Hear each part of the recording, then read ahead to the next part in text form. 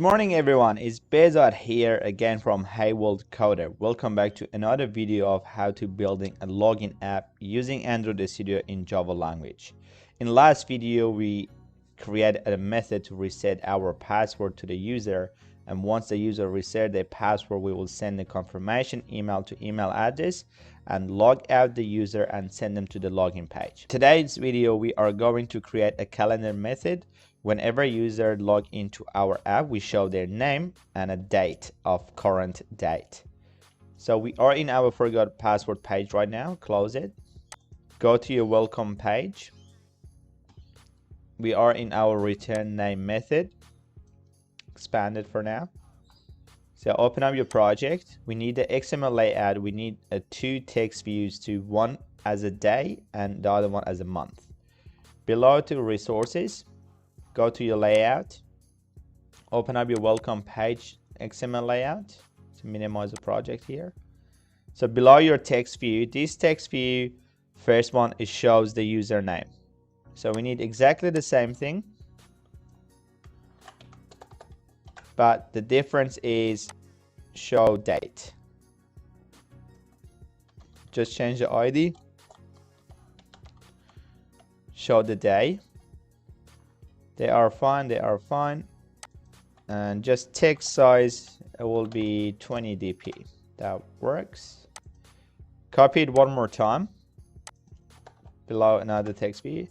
Now we show the month. Here on top, just change the margin top to 50 is enough. Just change it to 50. That works. So these two text views are going to be assigned to our date and month. Go back to your welcome page. We are in our return name method. Come down below. Let me minimize it first. Between your return name method and above your logout method, here we need to create a method show current date.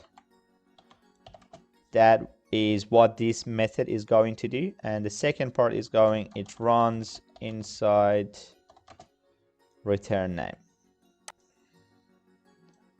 Just copy the name and paste it here.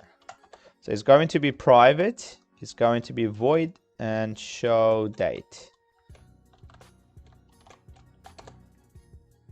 Copy your first line of code, coming down below here. We need a debugger showing the date. So expand your return name method. Whenever the user shows their name, we are going to run this method. We call it show date calendar. So we run this, plus the user will see their own name and they see the current date. So just simply write down the method name, show date. And minimize here. We don't need it for now. It's coming back here.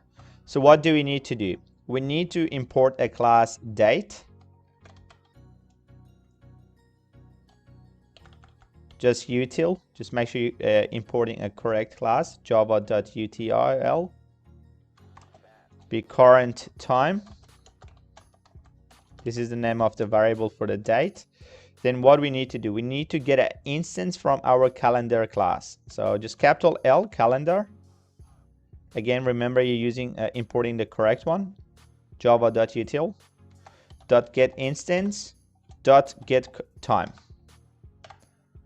So that is get an instance from our calendar. So below here we are creating a string variables. I will tell you, let me create it and then I will explain what it does. So we are giving a name to it. We need to give it as a formatted date equals to date format. So make sure you're importing the correct one. Java.text .get date instance .format and semicolon here. So what is the date format it does? Whenever you're importing a date class and you're going to run it, it shows everything next to each other and sort of they are sticking to each other. Now we created a variable as a string to split those dates and times from each other, and we are going to show them in a proper way. So that's why we are we are going to do this in the next movement. So go to your get date instance, just get date format dot full. So that will get fully date from this class, and the format is going to be assigned to current time. It will be current time. Here now we are going to give some spaces and commas between the dates we are going to import. So create a string array, splitted date, this is the name of the variable, equals to. Now we are going to use this formatted date variable here. Dot. We are going to import the regular expression, the top one, the string regular, not the second one. Split and quotation mark and a comma, then drop it down. So everything is ready for now. Now we need to assign those text views we created here to each of these dates. So how are we going to do it? Just we need to our bending view dot show day dot get text semicolon. We need to just getting this splitted date. And what's 0 means, that means the first position in this string, which is going to be day. Then we need to have a welcome bending page dot show date, show month, sorry, get set text, and it's going to be splitted date position, second position in our stuff. Sorry, this is the wrong one. It should be set text, not get text. Now is working fine. As you see, our app is ready for now. It works, shows the user's name. It shows a today as a message, and here is a day, a date, and the year. So if you notice here, I had to add one more as a year text view to it, because I forgot the second or third position in this string array list. It was going to show the year. The context is similar, just simply copy your text view from your month and paste it below and just show it year. So if we are going to recap what we've done, we created 3 text view in our XML layout welcome page. We assigned them as a day, month, and year that we are going to show to user. In our welcome page, inside our return name method, we are retrieving the user's name from the database, and then we are running our show date method, which is going to show the date, current date to the user. What is going on inside the show date method? We imported a class as a date, we gave a name to it, we got an instance from our calendar class, and we got a time method from that class.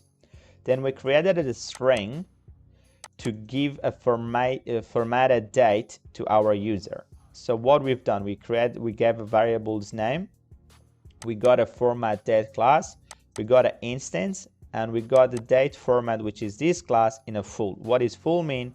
It means our our date is going to be fully shown, imported. Then we assign it to the format as a current date. Here we got a string array, which is a container that holds few strings in one section, and gave a name to it.